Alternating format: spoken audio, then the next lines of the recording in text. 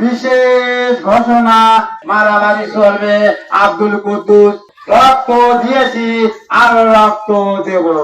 আপনি যে মাইকিং করলেন যে ছোট ভাইয়ের বিরুদ্ধে মারামারি করবেন, যে কি নিয়ে আসলে ঘটনা? জমা জমি নিয়ে আজ থেকে 40 বছর আগে 27 সালে বাবা মারা যাওয়ার পর প্রত্যেকখান জমি আমি 2 ভাগ করছি। প্রত্যেকটা জমি 2 ভাগ করার পর ওই ছোট জমি থেকে এখানে করে খাবি এখানে করে খাই আসতেইছি আমি, ওখানে খাই আসতেছে।